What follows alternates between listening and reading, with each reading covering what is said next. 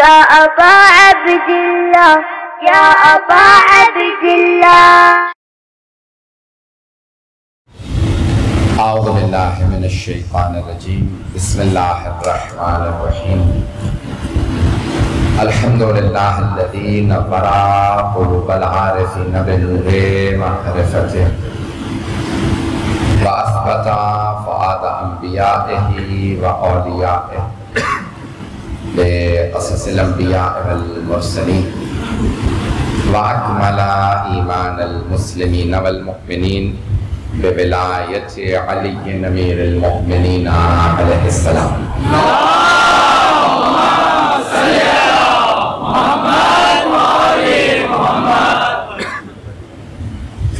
والصلاة والسلام والتحية والإكرام على أفضل الموجودات العبد المؤيد والرسول المصدق المصطفى الأمجد المحمود الأحمد أعني أبا القاسم محمد. اللهم صل على محمد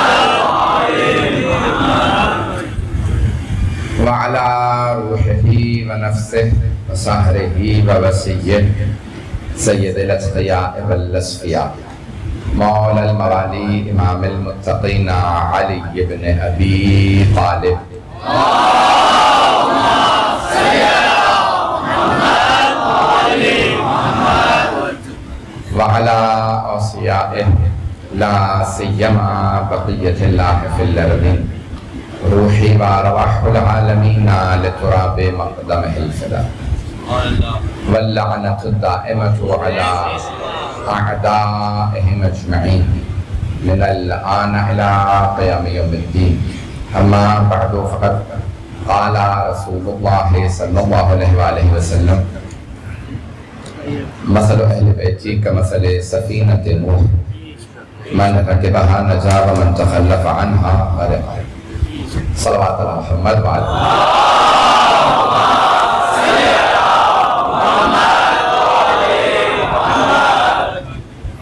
ہم نے حدیث سفینہ کے عنوان سے اس خمسہ مجالس کو شروع کیا تھا.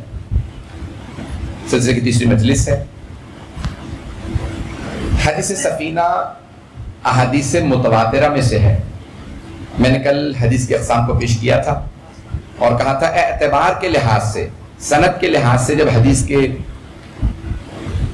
راویان کو دیکھا جائے تو یا احاد ہوتی ہے ایک ہی سند ہے اس کی, یہ ایک سے زیادہ ہوں تو 2 3 یا 4 پھر 5 سے بھی زیادہ ہوں اور پھر 10 یا اس سے زیادہ ہوں تو کہلاتی ہے متواتر. قرآن کریم فرماتا ہے کہ ما آتاکم الرسول فخذوہ وما نہاکم عنہ فانتہوا. جو کچھ رسول تمہیں عطا کر دیں لے لو, جس سے روک دیں رک جاؤ. جو کچھ عطا کر دیں. تو آج بہت سے لوگ کہتے ہیں نہیں ہمیں قرآن کافی ہے.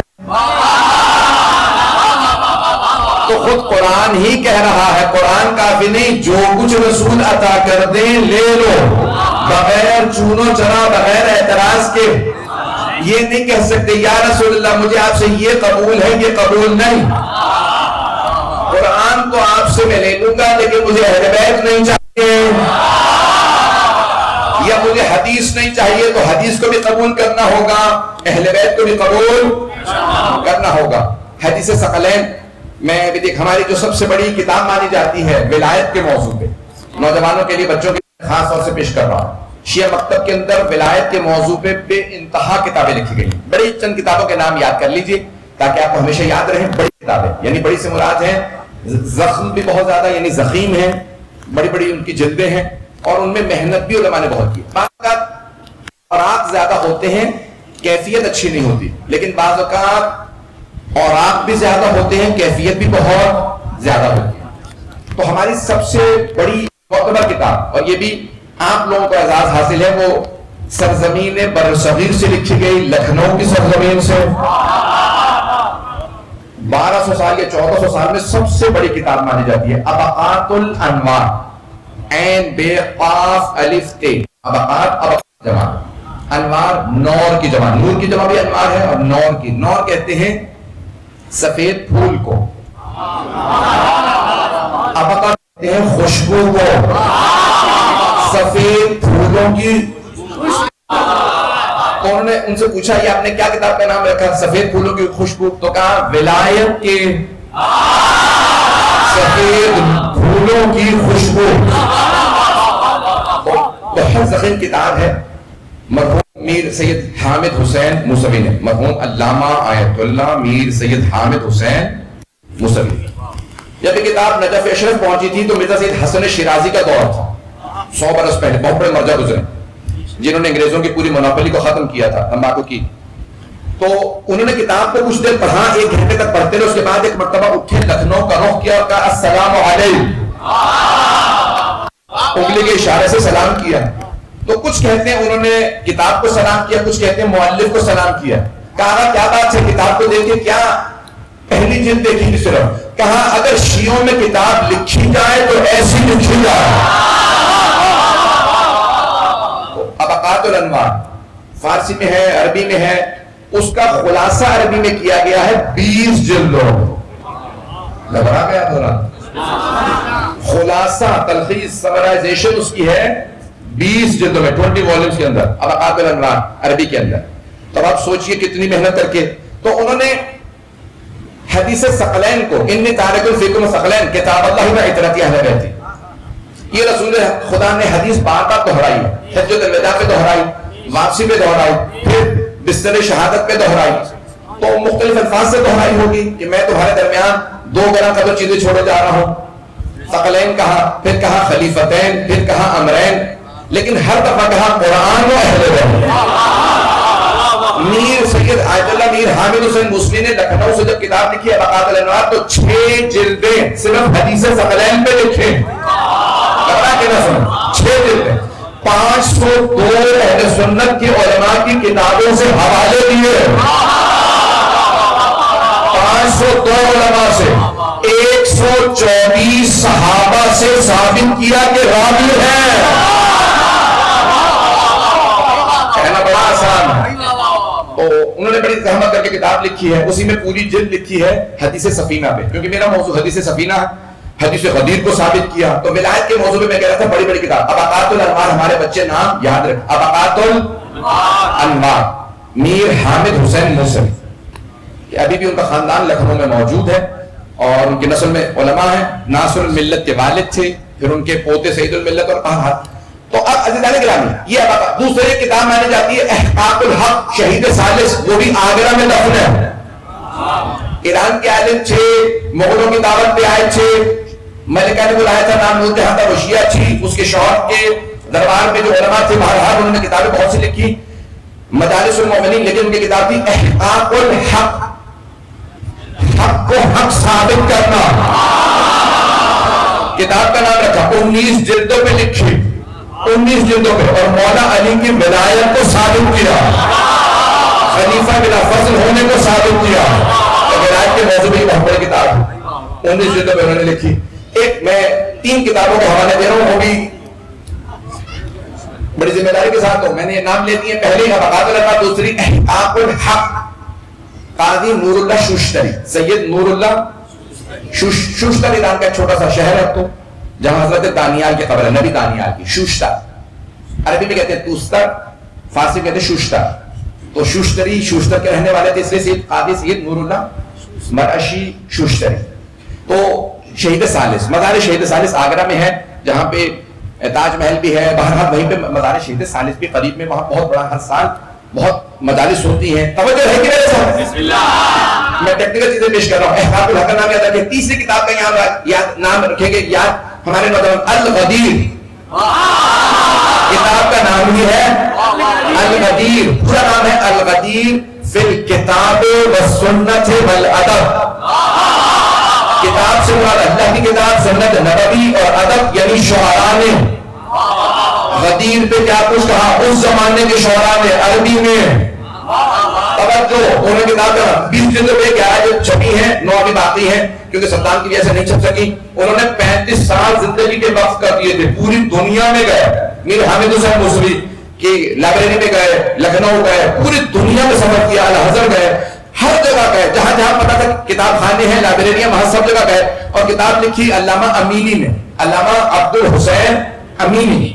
اور انہوں نے کتاب لکھی 1970 میں ان کا انتقال ہوا. 35 سال میں لکھی الغدیر فی الکتاب. کتاب سے ثابت کیا غدیر خم کے واقعے کو, سنت نبوی سے ثابت کیا, اور شعراء کے کلام سے.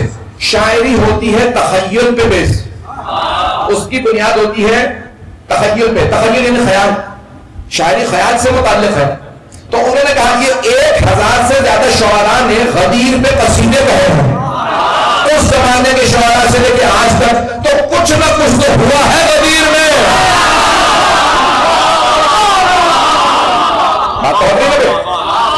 میں خاص طور سے نوجوانوں کے لیے پیش کر رہا ہوں, اور بڑے بڑے علماء نے بہت سی کتابیں لکھی. ایک اور چلیں, چوتھی کتاب غایت المرام, 7 جلدوں میں غایت المرام. بعد میں انشاءاللہ یاد کر لیجئے گا, یہ ساری مدارس انشاءاللہ آن لائن پوسٹ کر دی جائیں گی, آپ سن لیجئے گا. تو یہ بھی مرحوم بحرانی کی کتاب ہے, 7 جلدوں پہ انہوں نے بھی ولایت علی پہ کتاب. بے انتہا کتابیں ہمارے علماء نے لکھی. اگر صرف گننا چاہوں تو پوری مدارس پڑھ سکتا ہوں, صرف کتابوں کے نام گننے جو ہمارے علماء نے لکھی ہیں. ایک کتاب بہت ضخیم نہیں ہے, ایک جلد میں, یہ تو کئی جلدوں میں ہے, پورا انسائکلوپیڈیا ایک ہی جلد میں. اگر آپ مارکا کلارا کتاب پڑھنا چاہتے ہیں تو علامہ حلی کی 5ویں کتاب ہوگی, چلے مجلس پوری پہنچا نہیں رہو. علامہ حلی کی بے انتہا کتابیں ملا کے بہت زیادہ, انہوں نے اکیلے ہی نے اتنی کتابیں لکھی, لیکن ان کی ایک کتاب سب کتابوں پہ بھاری. سارے میرے بچے یاد کر لیں گے نام. کتاب کا نام ہے الفین. الف سن رکھا ہوگا, عام طور سے اردو میں آپ لوگ کہتے ہیں الف لیلا و لیلا. الف لیلا و لیلا, 1001 راتیں, داستانی کہانیوں کی کتاب ہے, بہت پرانی کتاب, 1001.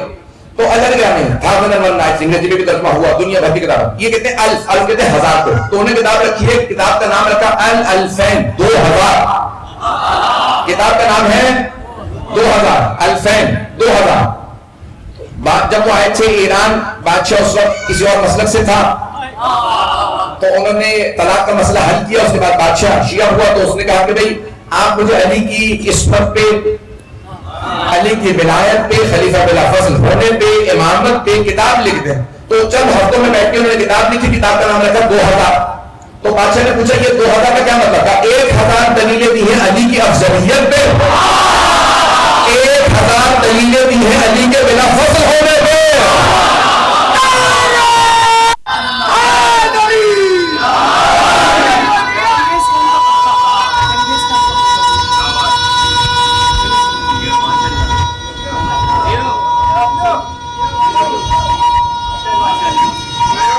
ماشاءاللہ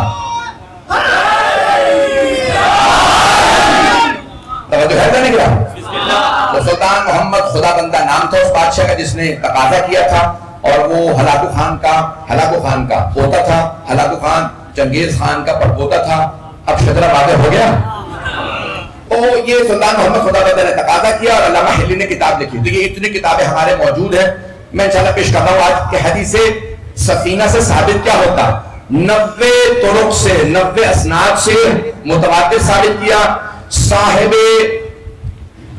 ابقاد الانوار میر علامہ عبد اللہ حامد حسین موسوی نے اپنی کتاب کے اندر 90 علماء کے حوالے دے کے حدیث سفینہ کو ثابت کیا کہ متواتر ہے. ہمارے بھائیوں نے سب نے, شیعہ سنی علماء نے سب نے اس حدیث کو لکھا, اور حضرت ابو ذر نے بارہا اس حدیث کو سنایا. ایک راوی حضرت سلیم ابن قیس جو صحابی رسول بھی ہیں, اصحاب امیر المؤمنین میں بھی ہیں, ان کی کتاب ہے, اس کا نام ہی ہے الکتاب. آج آپ کہیں گے کتنے حوالے دے رہے ہیں, اور معذرت کے ساتھ, لیکن کیا کروں. ان کی کتاب ہے سلیم بن قیس ہلالی کی کتاب, جو امام صادق نے کہا کہ ہر گھر میں ہونی چاہیے. بہرحال ان کی کتاب کا نام ہے الکتاب. تو وہ کہتے ہیں میں نے خود اپنی آنکھوں سے مکے میں حضرت ابو ذر کو غلاف کعبہ پکڑ کے قسم کھاتے ہوئے سنا. اے لوگوں, جو مجھے جانتا ہے وہ جانتا ہے, جو نہیں جانتا جان لے, میں جندب ابن جنادہ ابو ذر غفاری ہوں. میں نے اپنی آنکھوں سے دیکھا, کانوں سے سنا, پیغمبر نے فرمایا میرے اہل بیت کی مثال کشتی نوح کی مانند ہے. جو کشتی نوح میں سوار ہوا وہ نجات پا گیا, جو دور ہوا ہلاک ہو گیا, غرق ہو گیا, جہنم میں گیا.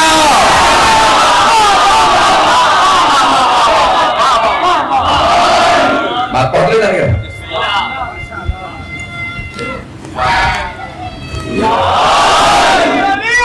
توجہ میرے ساتھ رکھیے گا, اسی محبت سے سنتے رہیے گا. اب ثابت کیا کچھ ہوتا اس حدیث سے سفینہ سے.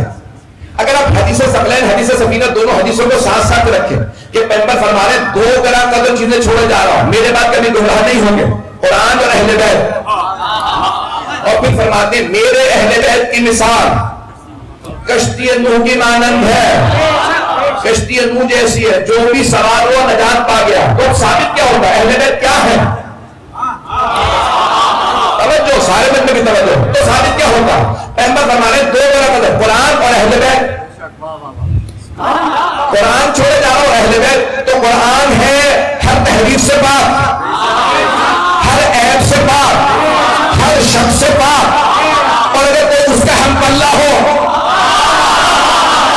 قرآن کا ہم پلہ ہو, ساتھ ہو, قرآن و اہل بیت چھوڑے جا رہا ہوں, تو پھر اہل بیت میں بھی نہ کوئی عیب ہونا چاہیے, نہ ریب ہونا چاہیے, نہ شک ہونا چاہیے, نہ گمراہی ہونی چاہیے. ایسے ہی کو معصوم کہا جاتا ہے.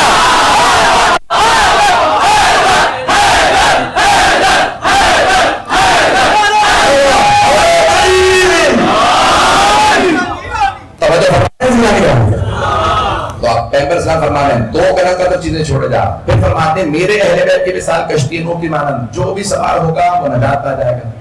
اور ہمارے مسلمان بھائی میں کہتے ہیں کہ یہاں یہ رہے کہ حلال و حرام پوچھنا ہو تو اہل بیت سے پوچھ لینا.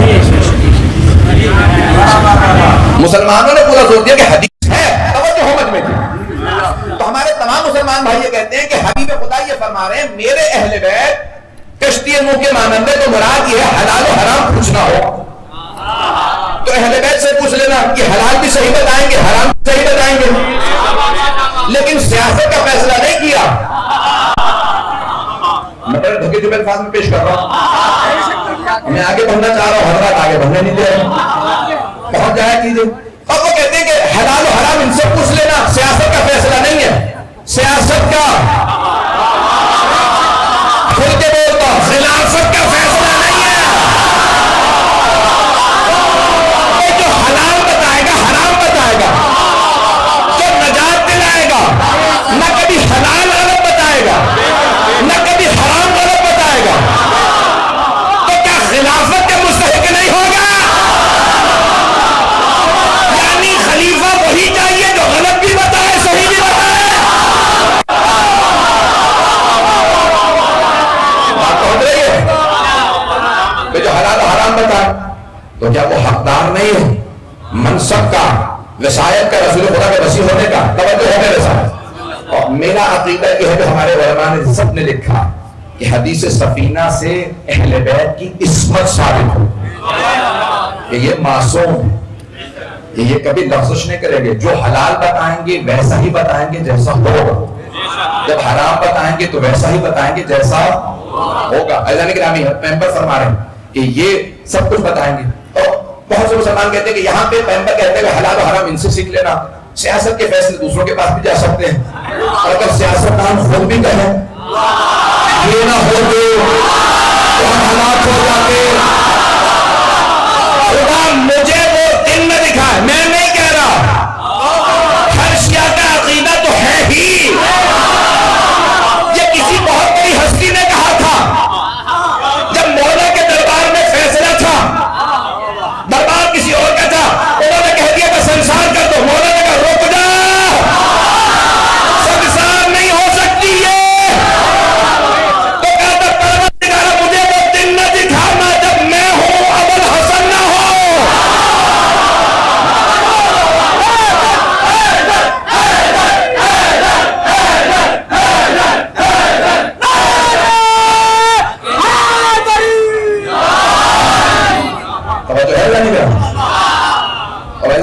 حدیث سفینہ سے عصمت ثابت ہوتی ہے.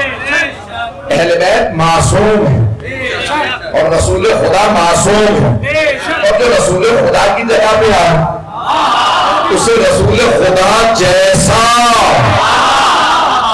ہونا چاہیے. تو اللہ نے کہا رسول خدا عصمت پہ فائز ہے, معصوم ہے, تو ہاں اللہ کے حکم کو ویسا بیان کرتے ہیں جیسا ہے ان کی جگہ پہ آنے والے کو. تو یہاں عصمت ثابت ہوتی ہے کہ کوئی بھی چیز بتا دیں, جو یہ بتائیں وہ عین ویسی ہی ہوگی جیسے اللہ چاہتا. توجہ ہو میری طرف. اور اگر وہ خود ہی کہے یہ ہمارا حق ہے, نہیں پہنچا سکا, نہیں یہ مجمع. اگر اہل بیت جناب امیر سے لے کے بعد والے ائمہ سب کے سب کہیں یہ ہمارا حق ہے, ان کے سامنے بھی کہیں, منہ میں بھی, مسجد میں بھی, ہر جگہ کہیں ہمارا حق ہے, ہمارا حق ہے. ہمت ہے تو وہ غلط کہہ رہے تھے, پیغمبر کہہ رہے ہیں یہ نجات کے ساتھ ہے. اگر حلال و حرام صحیح بتا رہے ہیں تو حق جب کہیں تب بھی صحیح فرما رہے ہیں. اگر کہیں ہمارا حق ہے تب انہی کا حق ہے, مقابلے میں آنے والا حق نہیں ہو سکتا.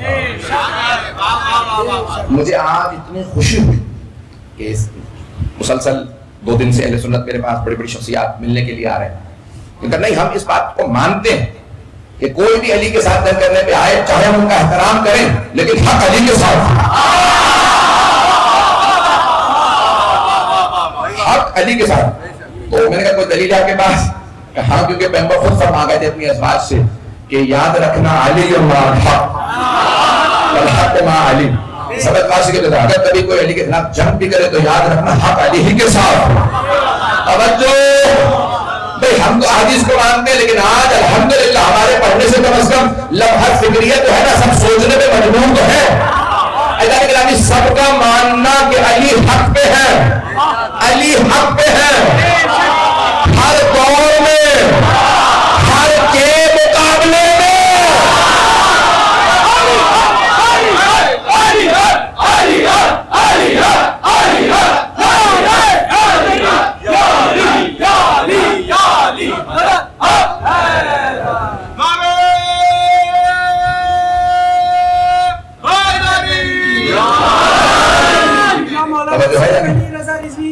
کے لیے بلند ترین صلوات.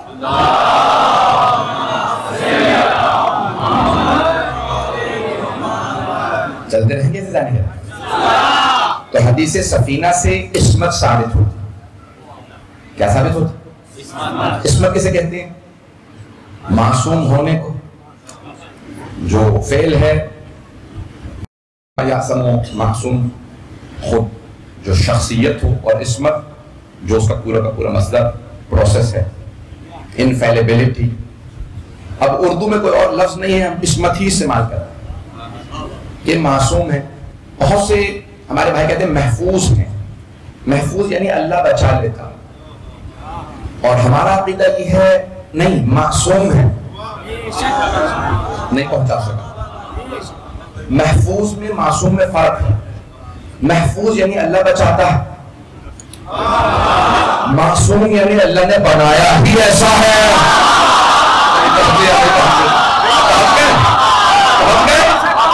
اگر پہنچ گئے تو آگے بڑھو, نہیں پہنچے تو اور مزید وضاحت کرو. ایک مرتبہ اللہ نے بنایا ہی ایسا ہے, وہ دنیا میں رغبت رکھتے ہی نہیں ہے. علم اتنا بلند ہے, پوچھا کسی نے چھٹے نام سے, مولا گناہ کی طرف کیوں نہیں جاتے؟ مولا نے سوال کیا, چاقو آنکھ میں مارو گے اپنی؟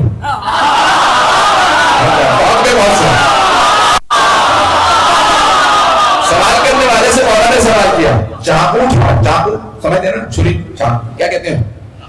چاقو ہی کہتے ہیں. تو امام نے کہا اپنی آنکھ پہ چاقو مار لے گا؟ کبھی نہیں. مولا نے کہا کیوں؟ کہاں چلی جائے گی, ایک دفعہ ماروں گا گئی آنکھ, پھر دوبارہ نہیں آتی. مولا نے کہا بنائی ہمیشہ کے لیے, ایک دفعہ چاقو آنکھ میں مارو تو ہمیشہ کے لیے نہیں آئے گئے. مولا نے کہا ایک گناہ کروں تو اس پر ہمیشہ کے لیے گئے.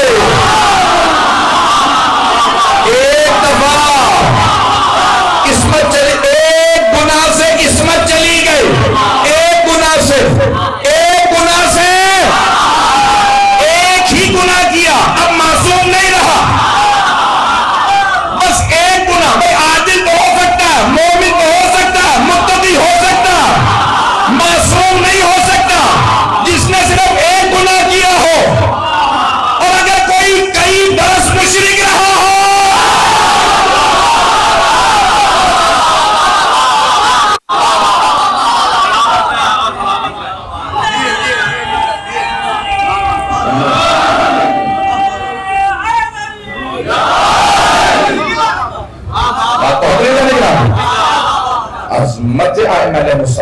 نے کہا ایک گناہ سے عصمت چلی جاتی ہے کہ ہمیں رغبت ہی نہیں ہے، ہمارا علم اتنا بلند ہے کہ ہم اس طرف نہیں جاتے۔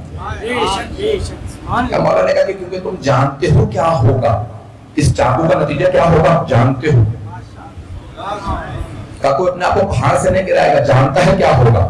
کہا ہم ہر گناہ کا نتیجہ جانتے ہیں، تمہاری آنکھوں کے سامنے پردے، ہمارے سامنے جنت بھی ہے، ہر چیز سامنے، ہم سب کچھ ہماری آنکھوں کے سامنے، تم سے چھپا ہے، ہم سے کچھ نہیں چھپا، ہم سب کچھ دیکھ رہے ہیں، اس لیے ہماری رغبت ہی نہیں ہوتی۔ لوگ ہیں دنیا کی خاطر کام کرتے ہیں، ہم دنیا کی خاطر نہیں کرتے، نہیں پہنچا سکا۔ دیکھیں دنیا کی خاطر بہت سے لوگ بہت سے کام کرتے ہیں، دنیا کی خاطر، اچھا جو دنیا کی خاطر کرتا ہے وہ دنیا کو خوش کرتا ہے، جو اللہ کی خاطر کرتا ہے وہ اللہ کو خوش کرتا ہے۔ دنیا کو خوش کرنے والا کہے گا اگر میں گمراہ ہوا تو واپس لے آنا، جو اللہ والا ہوگا وہ دنیا کی پرواہ نہیں کرے گا۔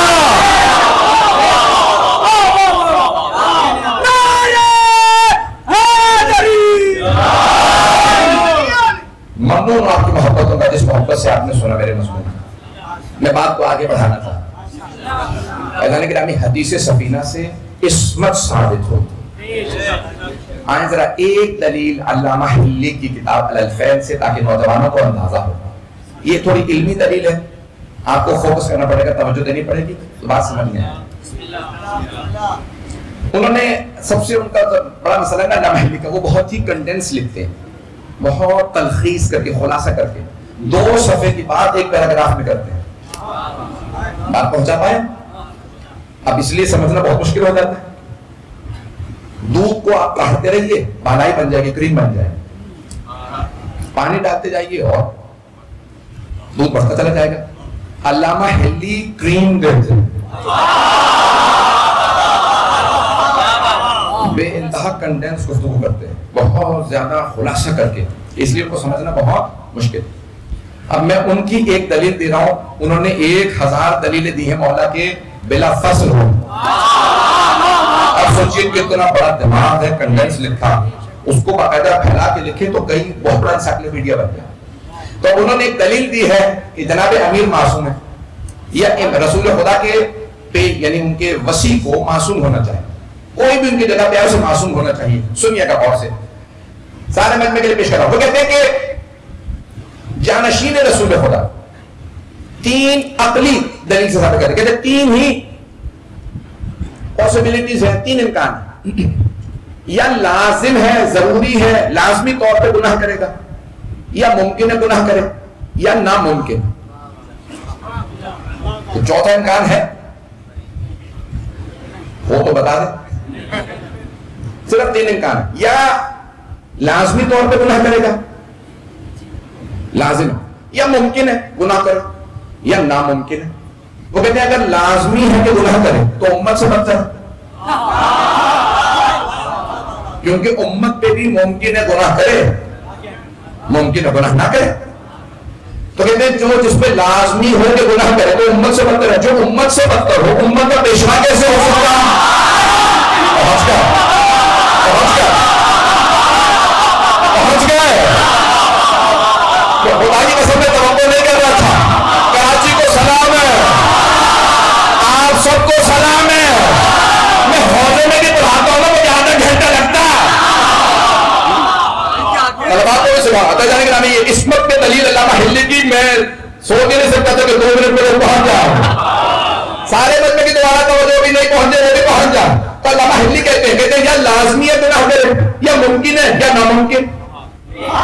عقلی لحاظ سے پیشوا رسول خدا کا جانشین یا لازمی ہے گناہ کرے، یا ممکن یا ناممکن۔ اگر لازمی ہے کہ گناہ کرے تو امت سے بدتر، جو امت سے بدتر ہو امت کا پیشوا کیسے ہو سکتا ہے؟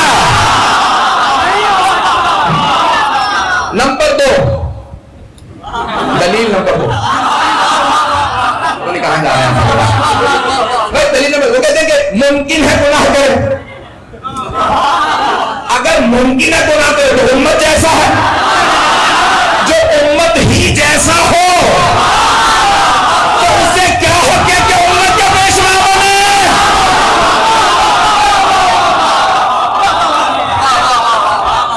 بس تیسرا ہی امکان رہ جاتا کہ ناممکن ہے رسول خدا کے جانشین کے لیے، سکسیسر کے لیے، خلیفہ کے لیے، وصی کے لیے، بھائی کے لیے، ان کے منصب پہ آنے والے کے لیے ناممکن ہے گناہ کرے۔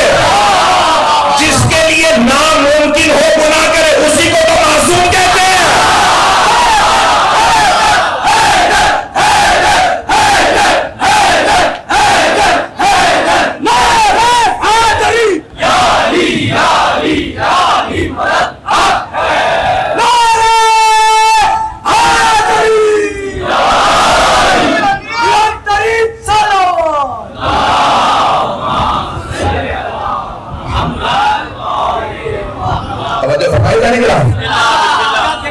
ایک پیراگراف میں عصمت ثابت کرنا یہ ہمارے علماء کا کام۔ جب پوچھا نا علامہ حلی سے کہ اتنی جلدی آپ لکھ کیسے لیتے، سریع القلم تھے۔ کہنے لگے ایک مرتبہ جوانی کے اندر مجھے پتا چلا، میں کسی استاد کے پاس جاتا تھا پڑھنے کے لیے، پتا چلا وہ مولا کے خلاف وہ کتاب لکھ رہا، قریب ہوا، اتنا قریب ہو گیا کہ وہ مجھ پہ اعتماد کرنے لگے کہ ایک رات کے لیے کتاب پڑھنے لے جا سکتا ہوں؟ میں اگر کوئی آج کے دور کا ہوتا کہتا میں لے جاؤں گا، جلا دوں گا، لیکن وہ تھے علامہ حلی، تو انہوں نے کہا آپ کیا کریں گے؟ کہا جلاؤں گا نہیں، میں نقل کر لوں گا، ساری لکھ لوں گا، پھر جواب دوں گا۔ ابھی علامہ حلی نہیں بنے تھے، جوان تھے، پڑھ رہے تھے، نوجوان تھے، توجہ، تو کم سنی میں مجتہد بن گئے تھے، لیکن کہا میں کیا کتاب لایا۔ جب میں نے کہا ایک ہی رات کے لیے دے رہا ہوں، جتنی پسند کرو کل واپس کر دو۔ استاد اپنا نہیں تھا، اپنے علوم سکھا دو، اپنے علوم میں تو مجتہد ہو، تم اپنے علوم میں مجتہد بنا دو۔ کب پڑھ رہا تھا؟ ایک رات کے لیے کتاب لایا، کب میں پڑھتا جاتا، لکھتا جاتا تیزی دن سے۔ میں نے دیکھا کہ بہت ٹائم لگ رہا کتاب لکھنے میں، اتنے جوان آیا کر دیکھ تو صفحے پلٹتا جا، میں لکھتا جاتا ہوں۔ کتاب کو تو صفحہ پڑھ کے دیکھا تو پورا لکھا ہوا تھا، فوٹو کاپی مشین نہیں تھی، سکینر نہیں تھے، وہ دیکھتا اور ہاتھ پھیرتا لکھ دیا۔ تو نے نیت کی تھی اپنے مولا کے دفاع کی، میں نے پوری کتاب ایک رات میں استنساخ کر دی، پوری لکھ دی۔ جواب دینے کا جواب تو لکھ دوں گا، آپ نے کتاب کو استنساخ کرنے میں مدد کی۔ کہ تیرے خیال میں کیوں؟ کہ کیونکہ میں دفاع کر رہا تھا۔ کہ جب تو نے نیت ایسی کی ہے، نسخہ بنانے میں نے مدد کی، تو جواب میں کیوں مدد نہیں کروں گا؟ ایک مرتبہ کتاب واپس دی، سوچا کون تھے؟ کہ مجھے بشارت ہوئی امام نے۔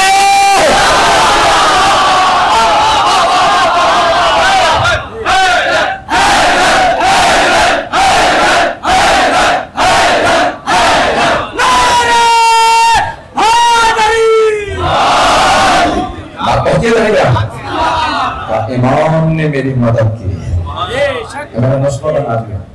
پھر انہوں نے پورا جواب پہ لکھا، لوگوں کے دل آزاری نہ ہو جائے اس لیے میں نے نام لے لیا کس کی کتاب تھی۔ آج تک اسے حرف آخر مانا جاتا ہے، لیکن اگر علامہ حلی کا جواب پڑھا جائے منہاج الکرامہ، انہوں نے کتاب کا نام رکھا منہاج الکرامہ، کرامت دو لفظ استعمال ہوتی ہے نا، معجزہ اور کرامت، معجزہ اور کرامت۔ تو انہوں نے کہا بھئی یہ کرامت ہے اہل بیت کی، معجزہ اگر امام خود کہیں میں ہوں تو وہ معجزہ ہے، کہ میں کہہ سکتا ہوں یہ کرامت ہے، ان کی عطا کے بغیر یہ جواب نہیں آ سکتا تھا۔ اس نے ایک جلد لکھی تھی علی کے رد میں نے 5 لکھی ہے دفاع میں۔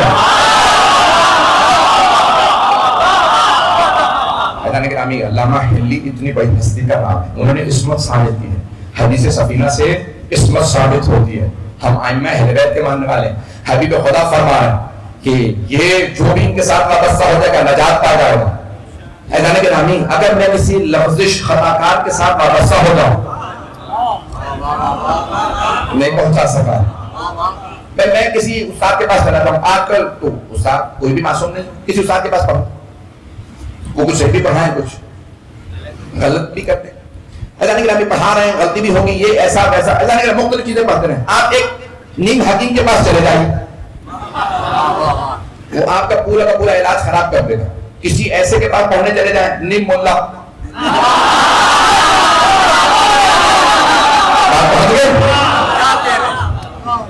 نیم ملا کے پاس جائیں تو نیم حکیم خطرہ جان, نیم حکیم خطرہ ایمان, اور نیم حکیموں کی کمی ہے نہیں. توجہ, اب یہ نیم ملا جو ہے مختلف جگہوں کے اندر موجود ہے, تو کہیں گے یہ حدیث یوں نہیں ایسی, کسی بھی آپ نیم ملا کے پاس چلے جائیے, وہ آپ کو کہے یہ حدیث نہیں, یہ نہیں, یہ نہیں, اہل بیت کے فضائل کچھ نہیں. آپ ایک مرتبہ معتبر انسان کے پاس جا کے پڑھیں گے تو وہ آپ کو تمام کے تمام شبہات اشکالات دور کر دے گا. چھٹے امام فرماتے ہیں سب سے معتبر عالم وہ ہے جس کے سننے کے بعد ہم سے قریب ہو جاؤ, اور تمہارے ایمان کو جس سے خطرہ ہو وہی ملعون ہے. اگر ہم سے دور ہو سمجھ لو کہ فاسق, اور اگر ہم سے قریب کرے تو سمجھو عادل. ملاک اہل بیت, ملاک کرائٹیریا اہل بیت علیہ السلام. تو اہل بیت سے کتنے قریب ہو رہے ہیں, یہ آپ کو بتانے سے کتنا قریب کر رہی ہے, کسی کا خطاب کتنا قریب کر رہے ہیں. جانے گرامی میں کہتا ہوں کوئی پڑھنے والا نہ ہو, آپ اپنے گھر میں فرش عطا بچھائیے, کچھ دیر اپنے خاندان کو لے کے زمین پہ بیٹھ جائیے اور نیت کر لیجیے یہ مجلس حسین ہے, ہم سب مل کے روئیں گے, گریہ کریں گے. پوچھا آغاز حسین سے کسی نے سوال کیا میرے سامنے, ہم ایسے علاقوں میں رہتے ہیں, ایسے شہروں میں رہتے ہیں, وہاں امام بارگاہ نہیں, مسجد نہیں, عالم نہیں, خطیب نہیں, ذاکر نہیں, کیا کریں؟ تو انہوں نے کہا شیعہ تو ہو تم, گھروں میں مائیں خود ہی عاشور آئے تو اتنا روئیں کہ ہر بچہ پوچھے اماں کیا بات ہے, کہنے بچوں کیا بتاؤں, مولا حسین کی شہادت کا دن ہے, کہاں خود منتقل ہوں گی چیزیں. حضرت کرام اہل بیت کشتر, میں کل مکمل کروں گا مضمون, یہ 2 مجالس ہیں. آج میں نقل روایت حضرت رباب کی دنیا سے رخصتی کا بھی دن ہے. کوئی بولنے میں بہت نہ ہے. یہ بی بی بڑی باعظمت بی بی,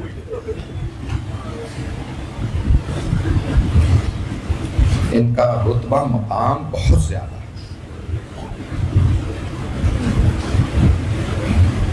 11 محرم کا جب دن نکلا, عصر عاشور میں علماء نے لکھا ہے کالی آندھی چلی, مولا حسین کی شہادت, کچھ نظر نہیں آ رہا تھا. چوتھے امام فرماتے ہیں جہاں بارش ہوتی تھی اس میں خون برستا تھا, جہاں پہ بھی کوئی پتھر اٹھاتا تو اس کے نیچے خون نظر آتا تھا. پوری دنیا رو رہی تھی. برطانیہ کی کرونیکلز جو تاریخ لکھی ہے نا, اس کا نام ہے کرونیکلز, میرے پاس موجود ہے. اس میں لکھا ہے اس سال برطانیہ کے اکثر شہروں میں لوگوں نے شکایت کی ہے کہ خون کی بارش ہوئی ہے, اور جب لوگ بریڈ اینڈ بٹر کھولتے تو اس میں خون نظر آتا تھا. چوتھے امام فرماتے ہیں روز عاشور, اور جس سال عاشورہ کا واقعہ ہوا جہاں دنیا میں بارش ہوتی تھی اس میں لوگوں کو خون نظر آتا تھا. کیوں؟ کہ آسمان خون روکتا تھا. انسانوں نے حسین کو مار دی اور حسین کے گلے پہ خنجر چلا دی.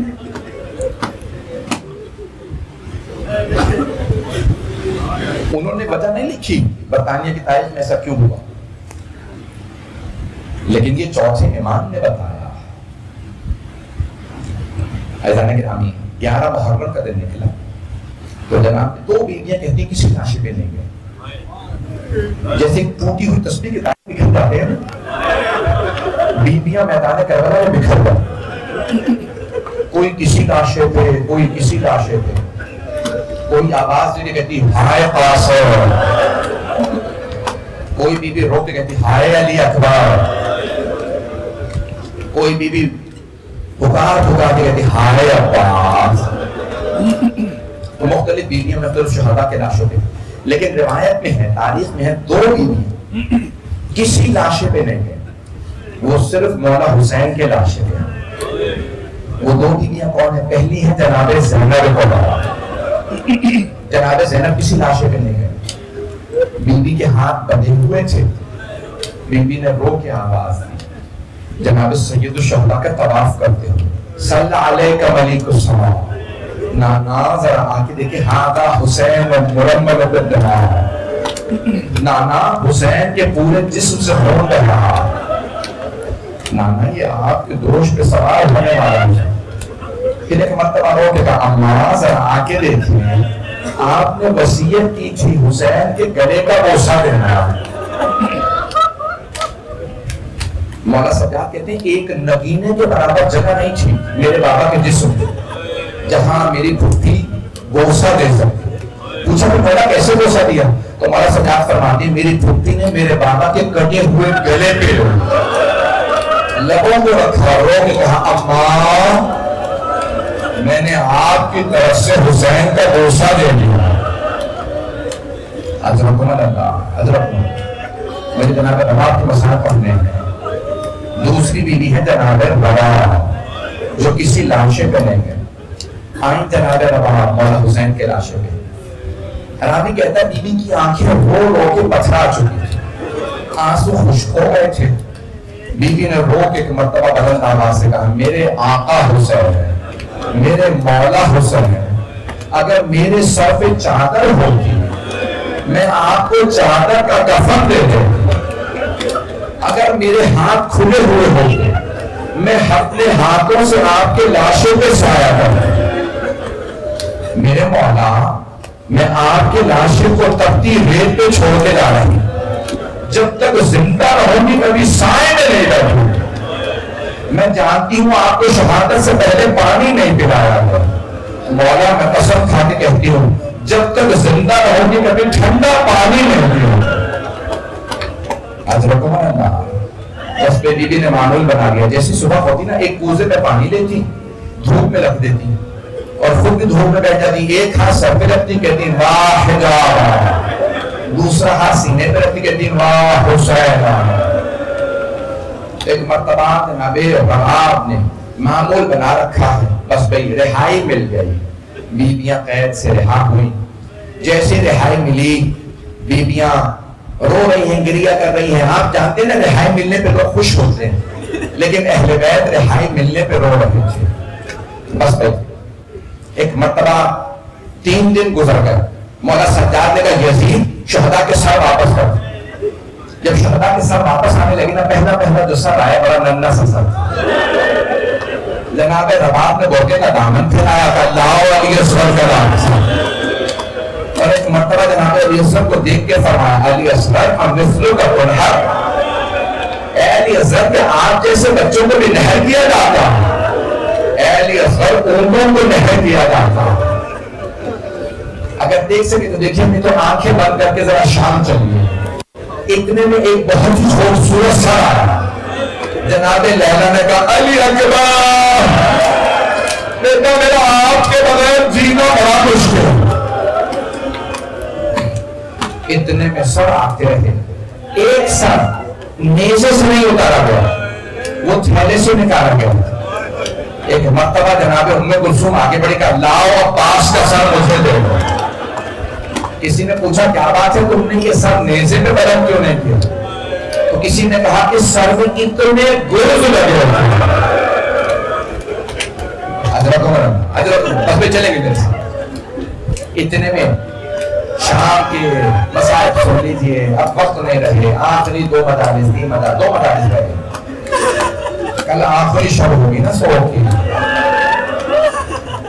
امام حسین آتے بہت دیر سے ہیں، جاتے بہت دیر سے، بس بھائی ہماری زندگی میں مولا حسین رہے، دعا مانگیے، آئیں میرا میرے ساتھ شام چلیے۔ اتنے میں ایک آدمی 2 سر لے کے آیا، بس 2 سروں کا آنا تو ساری بیویوں نے کہا کہ جناب زہرا کو دیکھو۔ جناب زینب نے 2 سر دیکھے، سر چھکا لی، آنکھیں بند کری۔ آنے والے نے سوال کیا ان 2 سروں کی وارثہ کون ہے؟ کوئی بیوی نہیں بول رہی۔ اتنے میں اس نے سوال کیا مجھے اتنا بتا دو کیا ان 2 سروں کی بارشہ خیموں میں جل کے مر گئی ہے؟ اب جناب فضہ سے رہا نہیں گیا کہ لاؤ یہ 2 سر مجھے دے دو، یہ میری آقا زادی کے بیٹے بیوی پیدا تو کر لیں، فضہ میں علی کی بیٹی صدقہ دے کے واپس نہیں لیتے، میں نے حسین کا صدقہ دے دیا، بس میں وہ پسند کرتا۔ اتنے میں ایک سر آیا، ساری بیویاں تعظیم میں کھڑی ہو گئی، جناب زینب آگے بڑھی کہ لاؤ میرے ماجائے حسین کا سر مجھے دے۔ ایک مرتبہ سب بیویوں نے ہلکا باندھا، واہ حسین واہ حسین۔ مولا سجاد نے آنے والے سے کہا یزید سے کہو جو تبرکات ٹوٹے تھے وہ تبرکات واپس کر دو، اگر دیکھ سکے تو دیکھیے گا تبرکات میں پہلے چادر تطہیر آئی، جناب زینب نے کہا لاؤ میری ماں کی چادر مجھے دے دو، میرے تو دیکھیے گا آخر جملے پیش کر رہا ہوں۔ اتنے میں ایک آدمی 2 چھوٹی چھوٹی بالیاں لے کے آیا، جناب رباب نے دیکھ کے کہا اس بچی کی بالیاں تھی وہ نہیں رہی، حضرت ہو گئے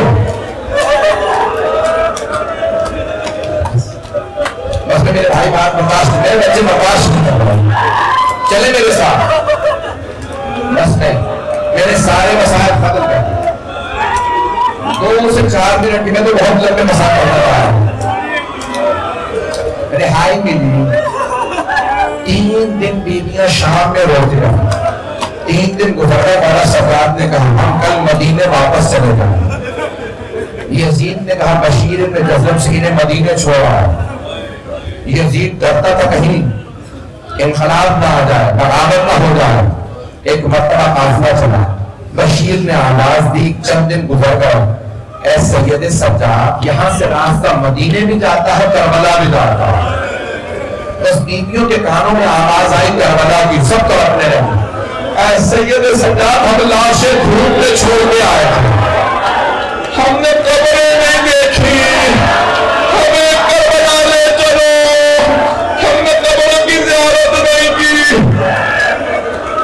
حضرت عمر بس گئی ایک مرتبہ مولا سجاد نے اشارہ کیا بشیر قافلے کا رخ کربلا کی طرف لو، مولا سجاد پیدل چلنے لگے، سب بیویاں رونے لگی، میں نے سارے مسائل چھوڑ دیے، جیسے ہی بیویاں کربلا پہنچی نا ایک مرتبہ جناب زینب نے آواز دی اے میرے بھیا حسین جب میں پہلے آپ سے ملنے آیا کرتی تھی آپ کھڑے ہو کے استقبال کرتے تھے، بھیا ہم شام سے لٹ کے آئے ہیں، ہماری کمر زخمی ہے، ہمارے قدم زخمی ہیں، ہمیں بڑے تازیانے مارے ہیں، حسین ہمارا استقبال کرو۔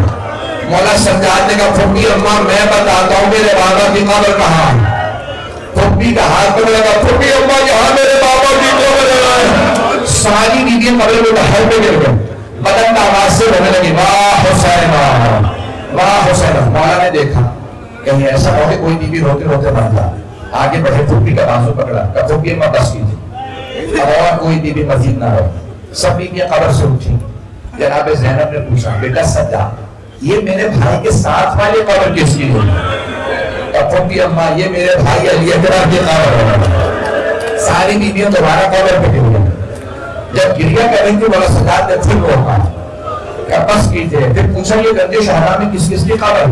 مولا نے ایک ایک کا نام بتایا کہ یہاں پہ قاسم کی قبر ہے، یہاں میرے چچا جعفر کی، یہاں میرے چچا عبداللہ کی، میرے چچا عمران، سب کے نام لیے۔ اب جناب زینب سے رہنے گئے اب بیٹا سجاد آپ نے سب کی قبروں کے نام بتا دیے، میرے بھائی عباس کا نام نہیں بتایا، میرے بھائی عباس کی قبر کہاں ہے؟ مولا نے کہا پھپھی اماں میرے چچا کی قبر فرات کے کنارے، میرے ساتھ چلیے میں قبر پہ لے چلو۔ جیسے ہی مولا سجاد چلے پیچھے جناب زینب کے پیچھے بیویاں، جناب زینب نے بیویوں کا راستہ روکا تھا، بیویوں سب کچھ بتا دینا میرے بھیا عباس کو، بتا دینا ہمیں کوفہ اور شام کے بازاروں میں لے گئے، بتا دینا ہمیں شرابی کے دربار میں لے گئے، بتا دینا ہمیں تازیانے مارے گئے، لیکن بیویوں مت بتانا، میرے عباس کو مت بتانا، سکینہ شام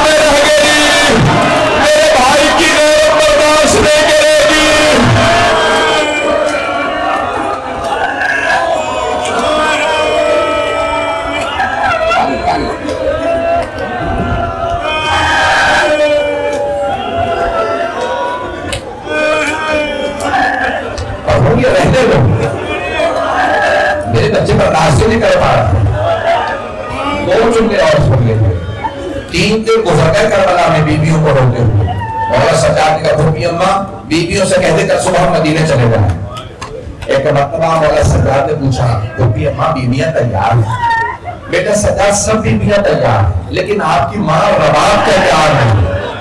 مولا آئے کہا مادر گرامی کیا بات ہے آپ تیار نہیں؟ بیٹا سجاد جب کوئی خاتون بیوہ ہو جاتی ہے نا میں کہ واپس آئے کوئی بچے ساتھ لے کے جاتے ہیں لیکن میرا علی اصغر کربلا میں رہ گیا, میری سکینہ شام میں رہ گئی, میں مدینے جاؤں تو کس منہ سے, میرے مولا حسین کربلا میں. مولا سجاد نے پوچھا مادر گرامی کربلا میں کیا کیجیے گا؟ کہ سجاد میں قبروں پہ پانی ڈالا کروں, میں قبروں کی صفائی کیا کروں, جب زائرین آئیں گے نا میں زائرین کو بتاؤں گی میرے مولا کو خنجر کیسے چلایا گیا, علی اصغر کے تین کہاں لگا تھا, علی اکبر کے بنشی کیسے رہے, سجاد میں سارے مسائل بتاؤں گی. مولا نے کہا نہیں مادر گرامی میری غیرت برداشت نہیں کرتی, میں آپ کو کربلا چھوڑ جاؤں, مدینے چلیے. مدینے میں 4 مہینے گزر گئے. معالی السبتین جلد نمبر 2 شیخ محمد مہدی مازندرانی نے لکھا ایک دن جناب زینب نے کہا بیٹا سجاد آپ کی ماں رباب کے سارے بال سفید ہو گئے, کمر ٹوٹ گئی ہے, رباب دھوپ میں بیٹھ جاتی ہے, صبح ہوتے دھوپ میں صحن میں آتی ہیں دھوپ میں بیٹھ جاتی ہیں اور روتی رہتی ہیں, کوزے میں پانی لیتی ہیں, جب پانی گرم ہو جاتا ہے وہی پانی پیتی ہیں. سجاد ماں سے بہت سائے میں آ گئے. مولا سجاد نے ایک مرتبہ جناب رباب سے کہا مادر گرامی آپ کا بیٹا آپ سے مخاطب سائے میں آ گیا. جناب رباب نے فرمایا اے سید سجاد میں نے کربلا کی تبدیل ہے آپ کے بابا سے وعدہ کیا تھا میں کبھی سائے میں بیٹھ جاؤں گی. مولا سجاد نے کہا مادر گرامی آپ کا بیٹا نہیں آپ کا امام مخاطب. پھوپھی اماں میری ماں کا بازو پکڑو. ایک بازو جناب زینب نے پکڑا, مولا سجاد آگے بڑھ پڑے, دوسرا بازو آپ نے پکڑا, کہا میری ماں کو اٹھائے سائے میں لے چلو. جیسے جناب رباب کو زمین سے اٹھایا جناب رباب نے ہاتھوں کو بدل دیا.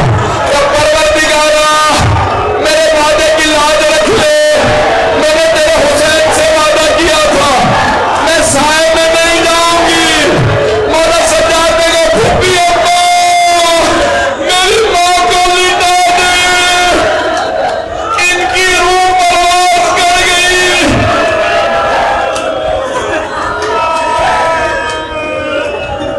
لعنت اللہ علی القوم الظالمین.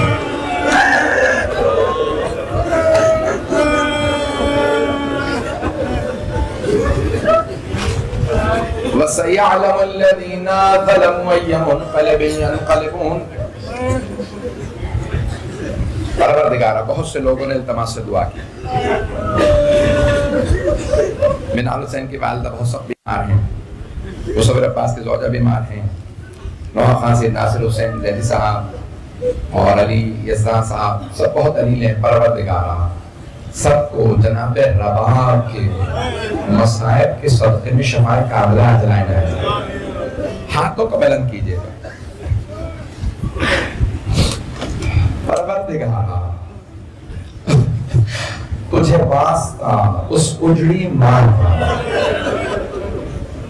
جتنے مومنوں نے اولاد سب کو اولاد ملے.